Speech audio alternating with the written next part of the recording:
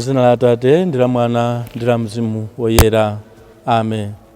Abale ndi alongo okondeka mwa Ambuye, tikulandireni pano pa tiyankhuleni Ambuye, ndipo lero ndi pa 18 December mu chaka ichi cha 2023, ndipo talowa mu chigawo chachiwiri chimene ndi cha nyengo ya Advent, komano tili mu zazikulu zake pano zosinkhasinkha makamaka za chipulumutso chathu. Ndipo lero pano mawu athu oyamba achokera mawu a m'buku la mprofeti Yeremiya mutu 23 kuyamba ndime ya 5 kuzalekeza ndime ya 8. Amene akutiwerengera mawu oyamba ndi a Charles Julius kuchokera ku St. Ignatius de Loyola Parish, Masuku, mu Diocese ya Mangochi. Ndipo uthenga wathu wabwino uchokera Mateyu mutu 1 kuyamba ndime ya 18 kuzalekeza ndime ya 24. Amene akutiwerengera mawu a mthenga wabwino komanso kutigawira mawu ndi Reverend Father Anthony Chilolo a chipani cha Montfort Missionaries kuchokera ku St. Louis Montfort Parish, Balaka, mu Diocese ya Mangochi. Tikhalire limodzi kuti tisinkhe makamaka za chipulumutso chathu mu nyengo ino ya Advent, pamene tikuyembekeza kubwera kwa mpulumutsi wathu Yesu Khristu. Mawu oyamba. Mawu a m'buku la mneneri Yeremiya. Chauta akunena kuti, akubwera masiku pamene ndidzaphukitsira Davide nthambi yowongoka, imene idzakhala mfumu ya nzeru ndi yoweruza m'dzikomo, mwachilungamo ndi mosakondera. Pa masiku akewo Yuda adzapulumuka ndipo Israeli adzakhala pabwino. Adzamutcha dzina ili lakuti Chauta ndiye chilungamo chathu.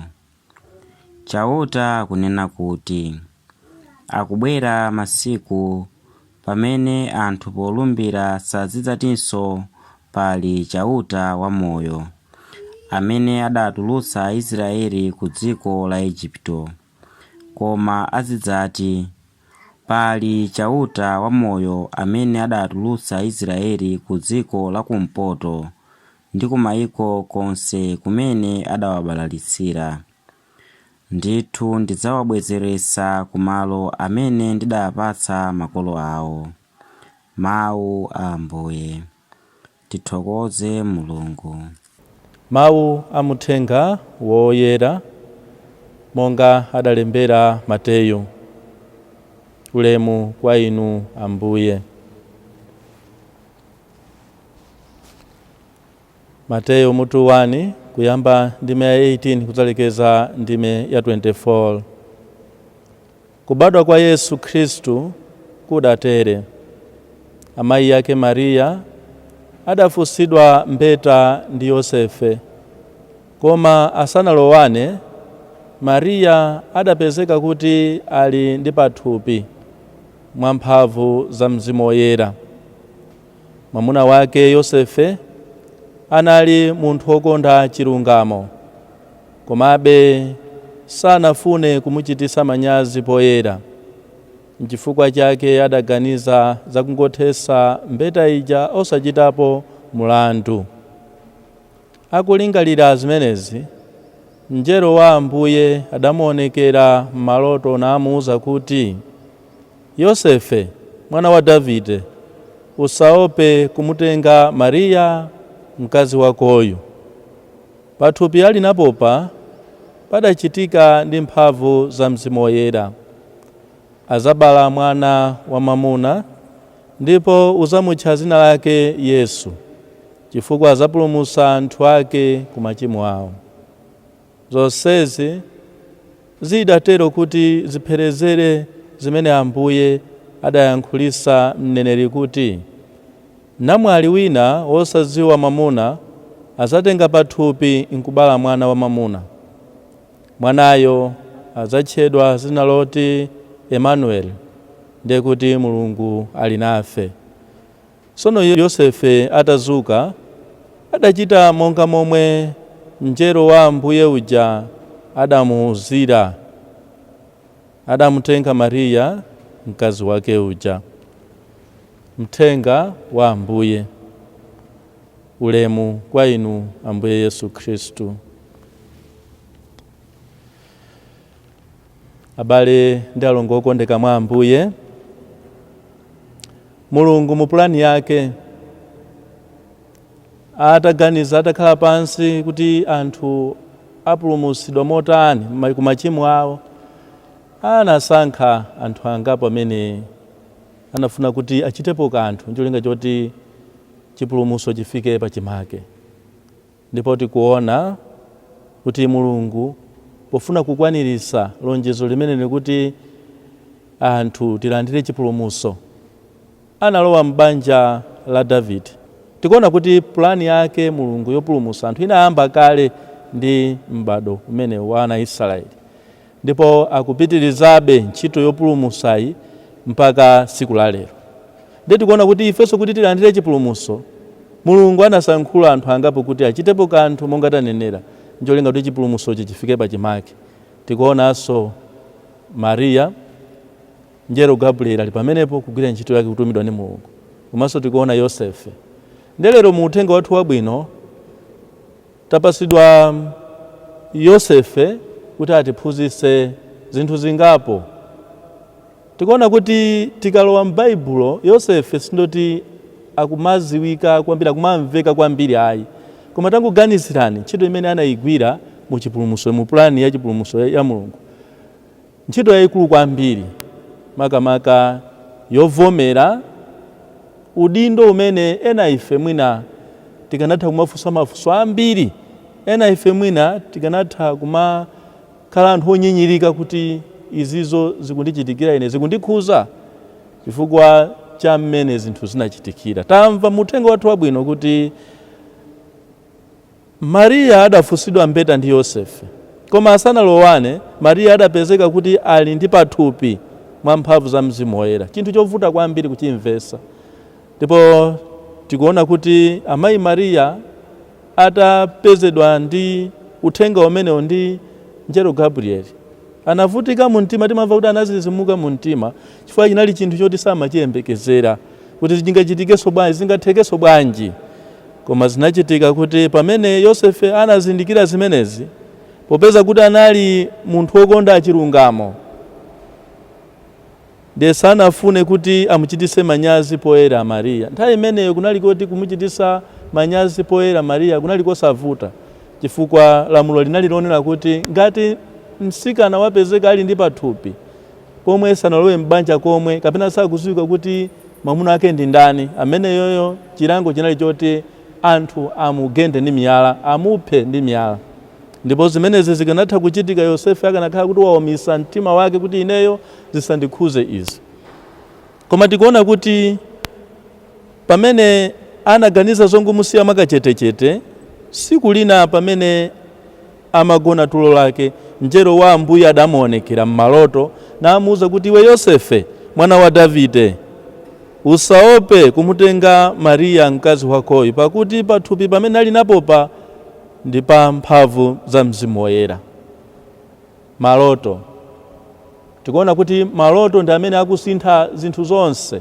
Maloto ndi amene akumusintha Yosefe maganizidwe ake onena kuti angomusiya makachetechete, akubwereranso chifukwa cha maloto ndikuyamba moyo wina ovomera kuyenda ndi amayi Mariya mpaka kuti chipulumutso chitatifikira ife.